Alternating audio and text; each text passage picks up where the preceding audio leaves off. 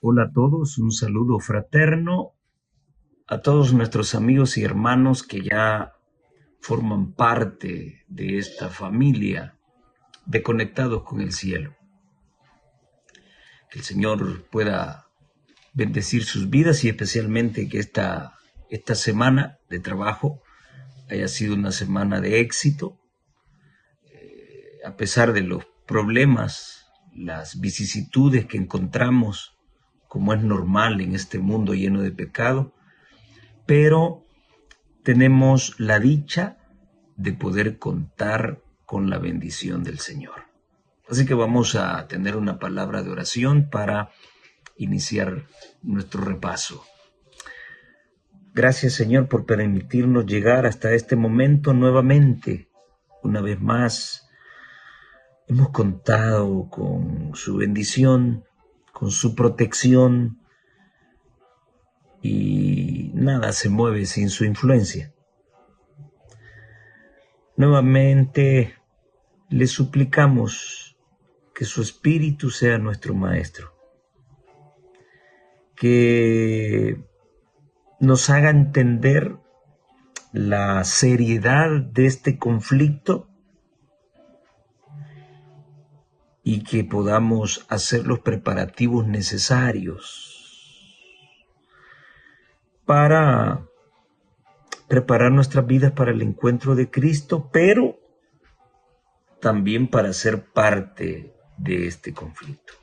Su brazo de amor nos ponemos en el precioso nombre de Jesús. Amén y amén. Ok, lección número 10 para el 8 de marzo de 2025. Un tema, a mi forma de ver, polémico, no me gusta, ya voy a explicarles por qué. Las reglas del conflicto. Cuando hablamos de reglas, estamos hablando de que hay un acuerdo preestablecido. Y por eso es que no comparto el título que se le dio a esta lección. Hubiese sonado mejor, porque durante toda la semana estuve buscando las reglas del conflicto.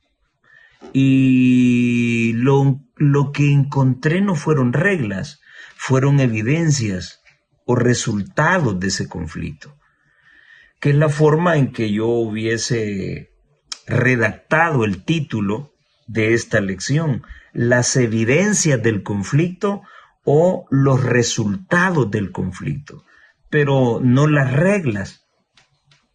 Entonces, cualquiera podría pensar de que Jesús y Satanás se pusieron de acuerdo para iniciar este conflicto y ellos colocaron los límites de lo que se puede hacer y lo que no se puede hacer. Y me imagino Jesús diciéndole a Satanás: bueno, mira, en ciertos momentos se me debe permitir tener el espacio para hacer milagros, y en cierto momento se te va a permitir a ti también que puedas atacar a ciertos seres humanos para que yo pueda manifestar mi gloria a través de los milagros que voy a hacer. Eso no fue así. Eso no se ha establecido de esa manera. Eso sí es predestinación y de la mala.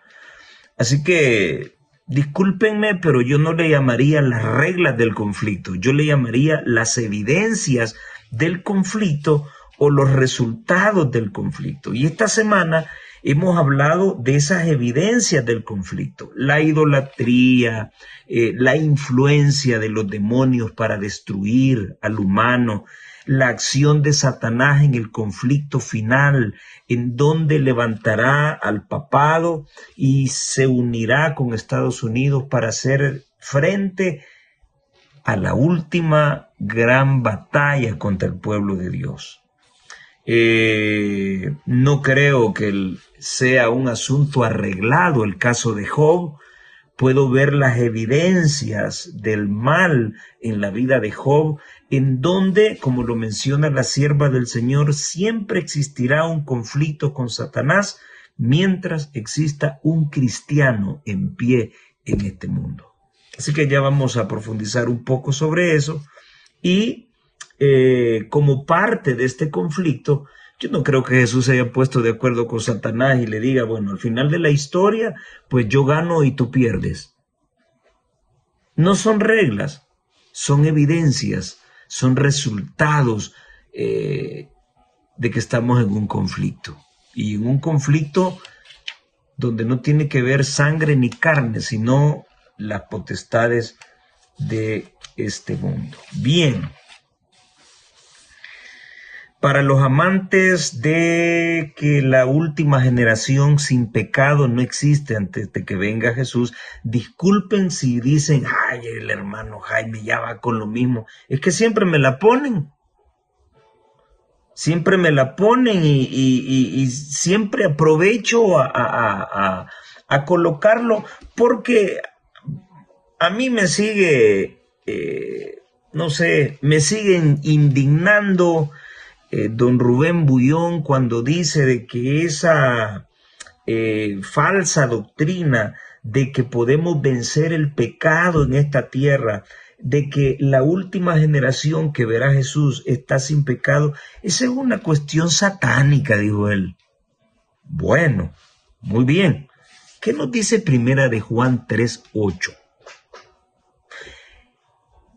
Si usted es un pastor, don pastor de la alta cumbre o de un distrito, si usted es un anciano de iglesia, perdónenme que no diga anciana porque no creo en eso, si usted es un líder de iglesia, si usted es un padre de familia, es un esposo de familia, una esposa de familia, si usted es un adventista del séptimo día o de cualquier otra denominación, si usted se hace llamar cristiano, pero usted practica el pecado, usted no es de Dios, usted es del diablo. Y no lo digo yo, no lo digo yo. El que practica el pecado, dice Primera de Juan 3:8, que es el texto para memorizar esta semana, el que practica el pecado es del diablo. Es del diablo. Y entonces yo les pregunto a los amantes de que jamás vamos a librarnos del pecado, y si el que peca es del diablo, quiere decir que nunca me voy a salvar. Pues sí, porque aquí no dice que el que practica el pecado es mitad de Dios y es mitad del diablo. Aquí no dice esto. Aquí categóricamente dice que si tú y yo estamos en pecado, somos del diablo. Y si somos del diablo, ¿podríamos estar algún día en el reino de los cielos? De ninguna manera. Ahora, estamos condenados a vivir siempre en pecado porque nunca vamos a poder derrotar el pecado en este mundo.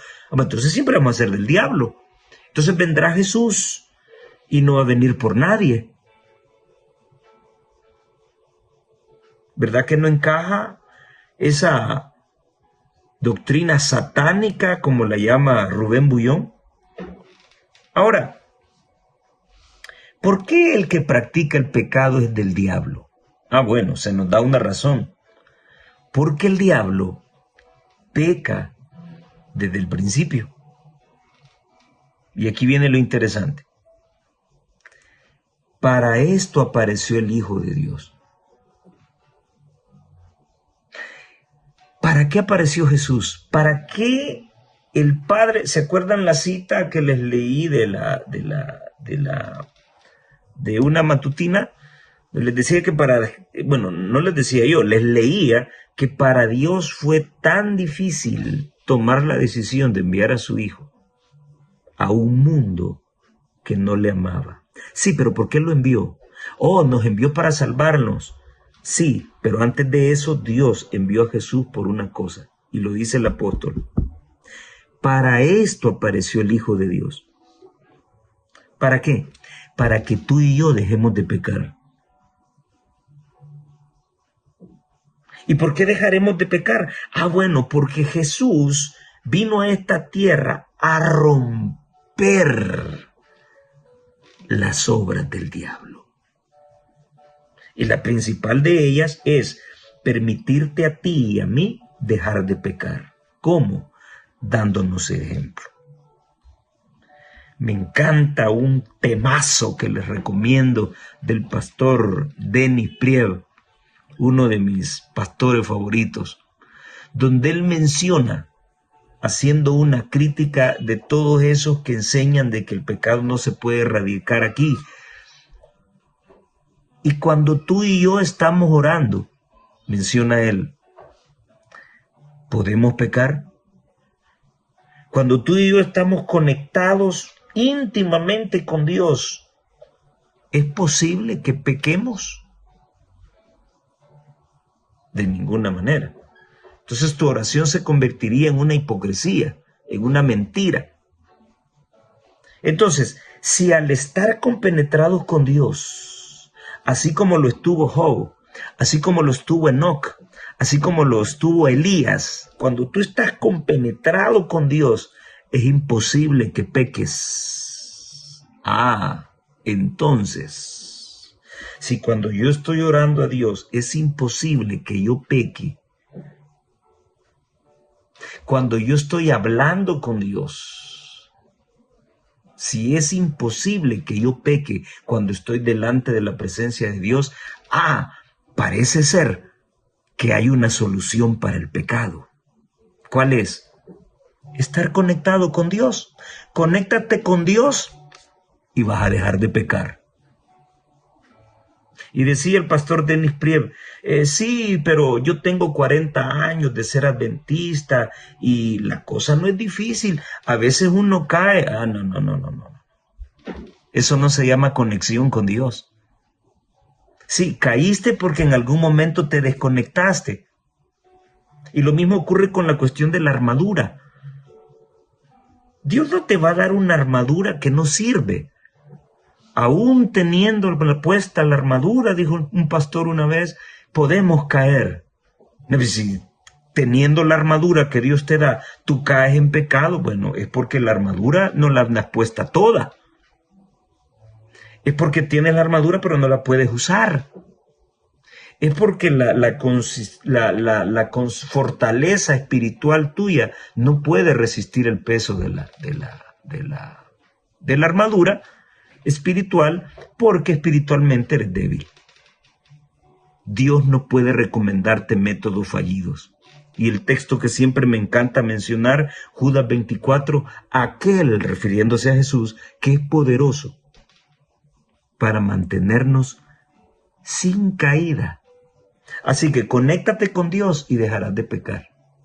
Suéltate de Dios y vas a pecar. Interesante. Bien, la lección comienza hablándonos acerca de la idolatría. Bueno, he tratado de armar la lección porque, como les digo, anduve buscando las reglas y no las encontré. Lo único que encontré fueron evidencias. Y la primera evidencia de que existe un conflicto es el esfuerzo que Satanás hace porque tú apartes tu mente del Dios verdadero y te enfoques en un Dios falso. Los católicos dicen hoy de que Dios permite las imágenes, lo que está mal es la idolatría. Considero yo de que esa es una falacia, es un argumento errado para encontrar o seguir encontrando méritos o motivos para seguir adorando imágenes. El mandamiento es claro y dice que no te harás imagen. No dice de ningún ídolo, no te harás imagen de ninguna semejanza de lo que está arriba en el cielo, ni abajo en la tierra, ni en las aguas debajo de la tierra. No te inclinarás a ellas. Bien. no está bien que un hombre se incline ante otro hombre. Sí. Alguien me podrá decir, sí, pero en la antigüedad la gente se inclinaba por respeto. Muy bien. Hay un par de textos, bueno, en Apocalipsis, en donde Juan quiso arrodillarse delante del ángel. El ángel le dijo, no, no hagas eso. Adora a Dios. La Biblia no dice de que Juan iba a adorar al ángel. Sí, pero el ángel le dice esto a Juan porque cuando te arrodillas delante de otra persona, tú le estás reconociendo como extremadamente superior a ti y le estás rindiendo adoración.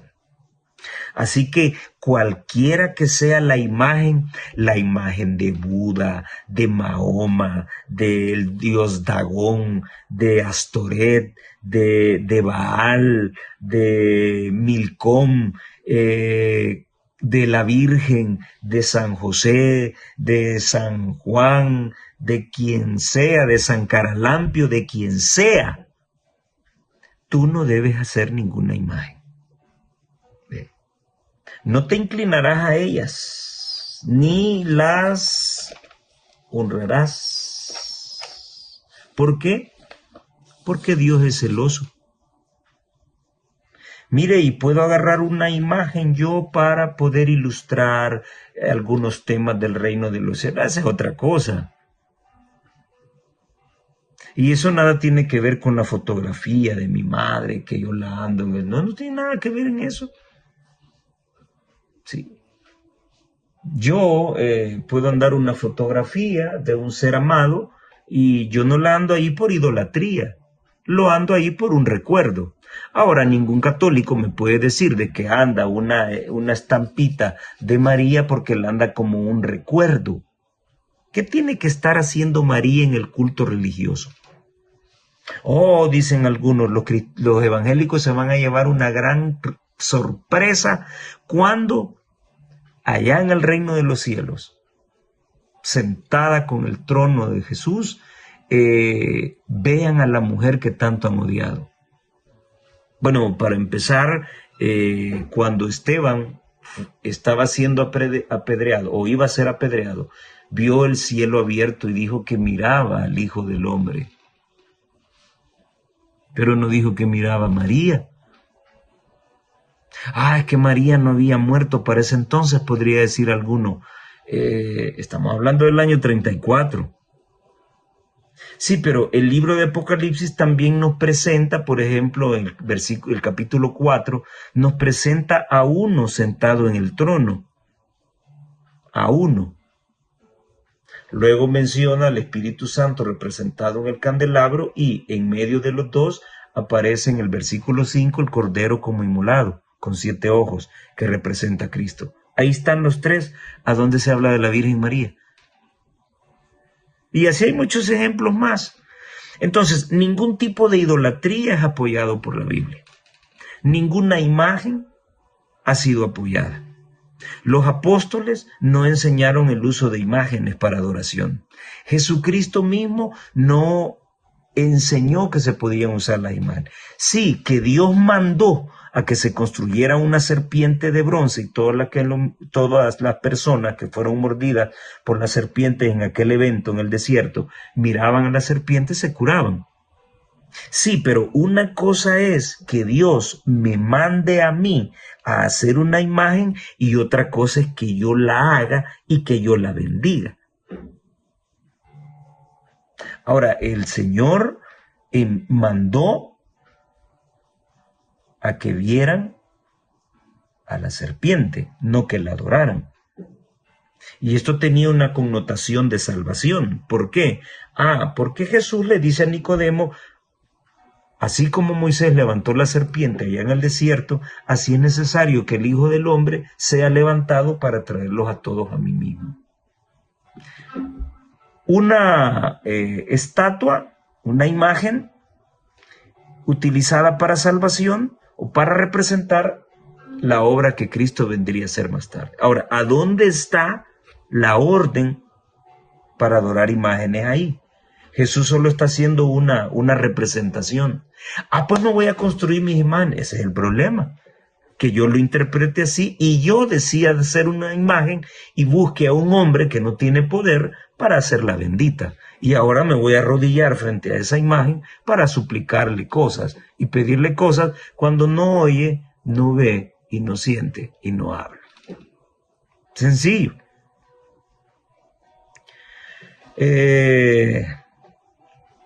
Detrás de los falsos dioses, nos decía el autor en la lección, detrás de los dioses de las naciones, realmente habían demonios disfrazados. Y mi estimado autor de la lección, y no solamente detrás de los falsos dioses de la antigüedad, sino también de los modernos. Ahí le faltó, amigo mío, también en los modernos. Quien está detrás de la imagen de la Virgen María, haciendo que llore sangre y haciendo milagros, es el poder de Satanás. ¿Por qué? Porque es un resultado del conflicto, es una evidencia del conflicto, no es una regla del conflicto. Bueno, allá cuando yo llegue allá abajo nos vamos a agarrar a garrotazos, le dice Jesús a Satanás, y bueno, vos vas a meterte en las imágenes, pero eso es un acuerdo, eso es una regla. La lección esta semana nos ha hablado de evidencias del conflicto y de resultados del conflicto. Satanás busca engañar a la humanidad haciéndoles creer que las imágenes de quien sea, de dioses paganos inventados por el intelecto humano, la imaginación humana, y aquellos que son parte de los relatos bíblicos, Dios no está en ninguna de esas imágenes.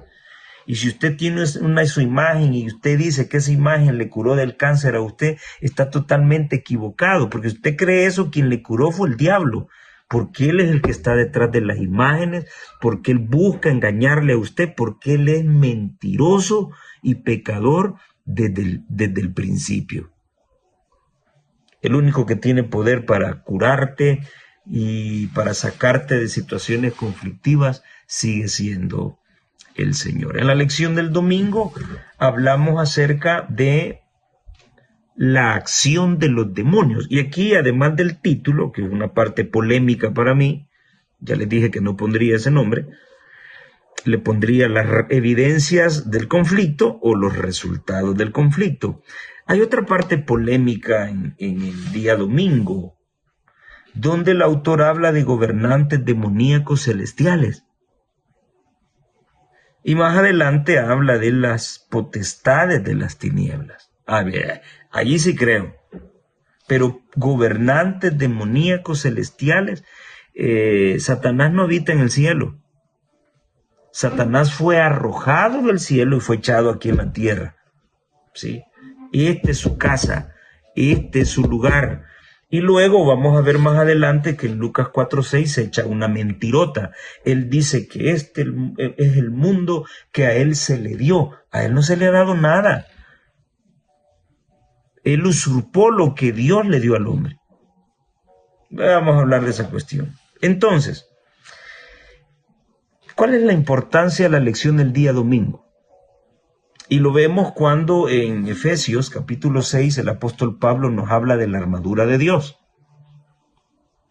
Este conflicto no es entre tu vecino, entre tu jefe, entre la persona de X denominación religiosa que no comparte tu fe.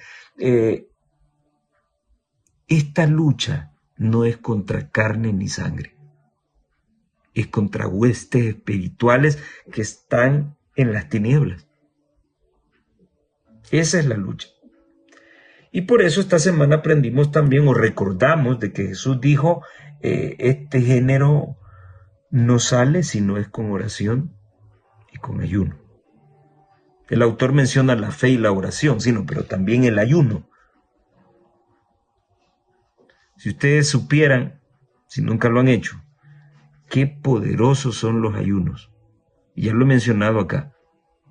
Cuántas cosas feas salen. Cosas que usted no puede ver a simple vista. Y el ayuno las revela. Así que en este conflicto, que es un conflicto espiritual. Ahora, claro que Satanás toma agentes humanos para hacernos daño y hacernos sufrir, pues en este conflicto siempre debemos ver esas huestes de las tinieblas que están influyendo en las personas. Las personas no son las culpables, son los espíritus que las dominan. Uno contribuye en permitir que esas huestes lo tomen a uno. Así que esta es otra consecuencia de este conflicto, que marca que realmente hay un conflicto. No solamente la idolatría, los demonios que se esconden detrás de las imágenes, sino también de la acción de demonios en las personas para tratar de confundirnos y hacernos creer que esta guerra, este conflicto es de carne y sangre. Pero no lo es así. Es un conflicto espiritual. Por eso el Señor nos da una armadura espiritual y nos da armas espirituales. La oración y el ayuno para poder vencer. Y no lo veamos tan así. Yo creo que esto es lo que podemos rescatar de este día. No lo veamos tan así. En Daniel capítulo 10, del 1 al 14, logramos ver de que el ángel Gabriel, en primer lugar, quiero que vean dos cosas. En primer lugar, el poder de Gabriel, ángel poderoso, que quedó en lugar de Lucifer. Tan poderoso es que él se estaba enfrentando con las potestades de las tinieblas. No nos dicen cuánto, pero al ponerlo en plural se ve que eran un montón. Él solo. Y en segundo lugar, una lucha acérrima por 3 semanas. ¿Recuerdan que Gabriel estaba revelándole los acontecimientos a Daniel del capítulo 11? Previo a eso. Entonces él se había demorado porque estaba teniendo una lucha con las potestades de las tinieblas por 3 semanas.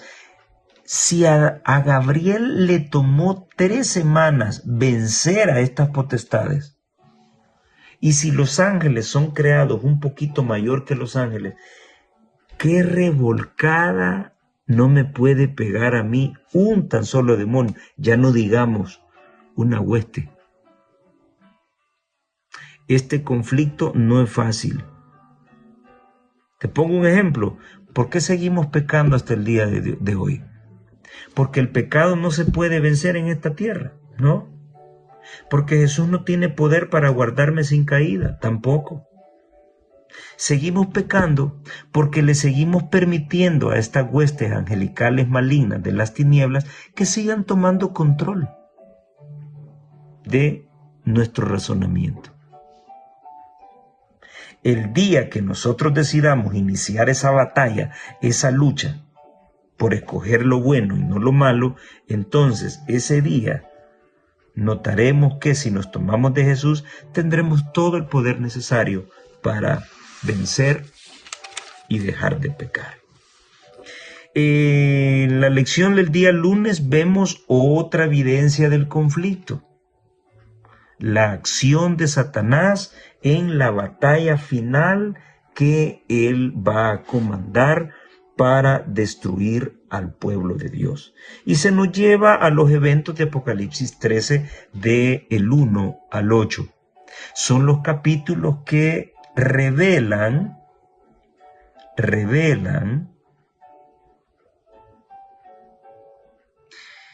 y todavía sigo con ese mal sabor de boca cuando nuestros autores de literatura, cuando las personas que hacen el folleto de escuela sabática no son contundentes en decir, bueno, los versículos del 1 al 10 de Apocalipsis 13 hablan acerca de la primera bestia que está representada por el poder papal. No, ¿verdad? Siguen poniendo allí un poder político religioso terrenal. Sí, señores, pero ¿cuál? ¿Cuál? Solo le dan el apellido, pero ¿y el nombre? ¿Quién es ese poder político religioso terrenal? Es el poder del papado. Sucede en el Vaticano. Esa es la primera bestia que se describe en Apocalipsis 13, versículos del 1 al 10. Y los versículos del 11 al 18 describen a los Estados Unidos de Norteamérica como la segunda bestia y describe a las iglesias protestantes caídas que le darán la espalda a este mensaje, representadas como, usted ya lo sabe, siempre que lo pregunto casi nadie contesta, que representa a la imagen de la bestia como un apéndice de la segunda bestia de los Estados Unidos de Norteamérica. Ese es el contexto. Entonces, este conflicto nos muestra que es real porque se extiende hacia nuestros días y ya estamos viendo cómo Satanás está permitiendo que la primera bestia llamada papado comience a coquetear sigilosamente con los Estados Unidos de Norteamérica, que es la segunda bestia, y cómo este poder religioso, poder político, ya se dieron la mano desde hace un montón, y podemos ver hoy en día en las noticias actuales cómo la segunda bestia que representa a los Estados Unidos de Norteamérica han comenzado a coquetear mucho más fuerte.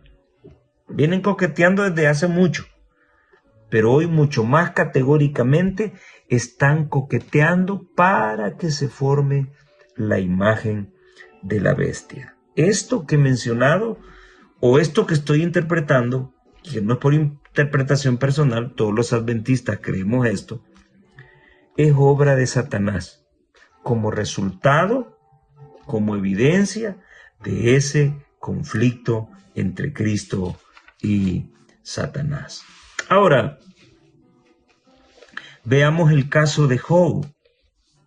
Dice el autor que en segundo lugar, dice, en primer lugar hay una escena celestial, pero en segundo lugar dice el autor que existe cierta disputa,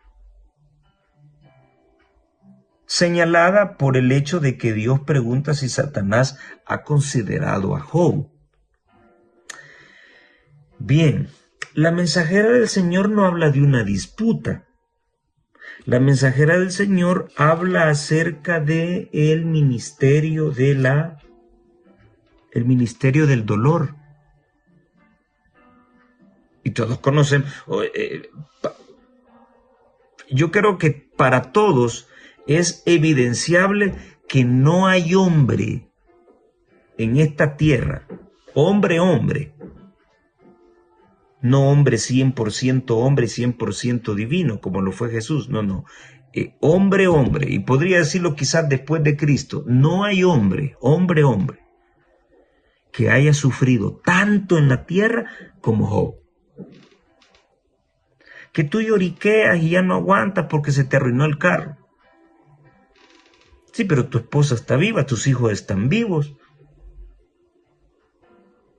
Te sientes mal porque perdiste el trabajo. Sí, pero estás sano, no tienes una enfermedad. Job lo perdió todo. Entonces a la sierva del Señor no le llama a eso una disputa. La sierva del Señor le llama el ministerio del dolor. Así que no comparto esa parte tampoco con el autor, ya van 3. Para los que aman a Dios, dice ella, comentando Job 1 del 6 al 12, a los que conforme a sus propósitos son llamados, y ella cita Romanos 8:28, la biografía bíblica presenta una lección aún mayor basada en el ministerio del dolor. Vosotros pues sois mis testigos, dice Jehová, mencionando Isaías 43:12, testigos de que Él es bueno y que su bondad es suprema.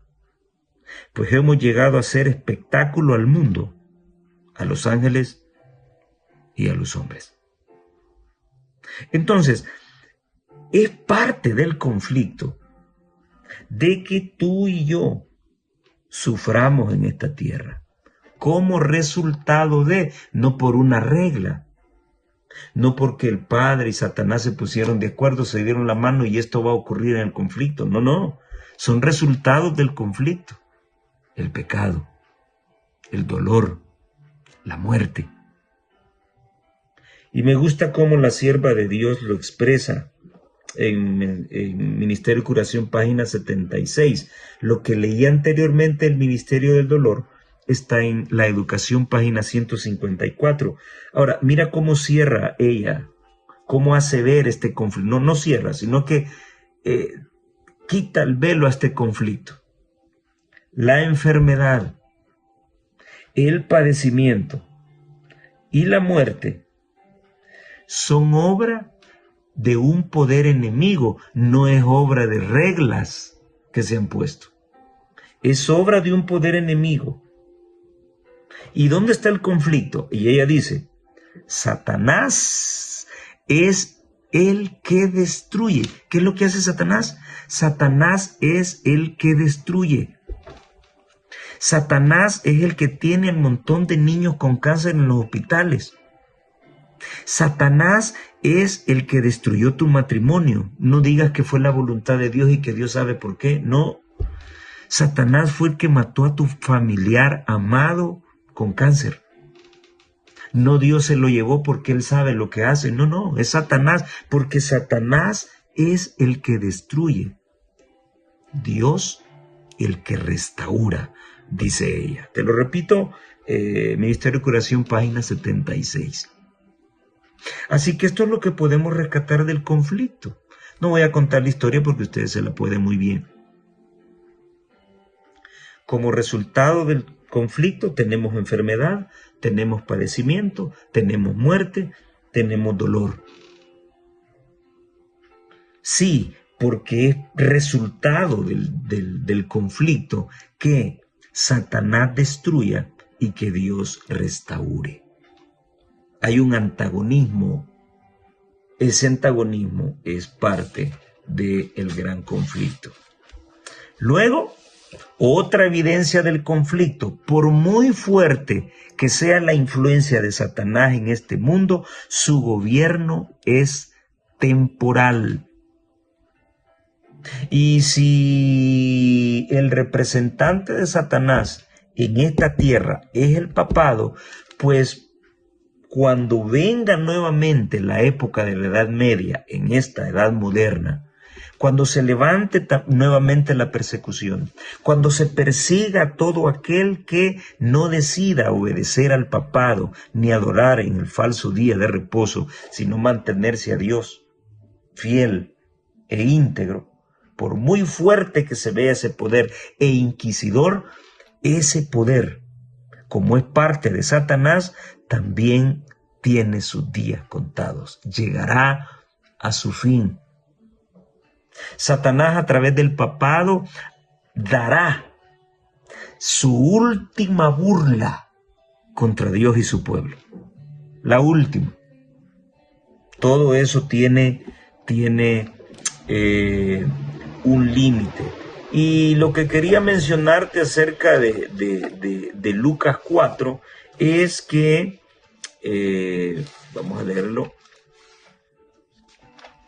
Lucas capítulo 4, versículo 6.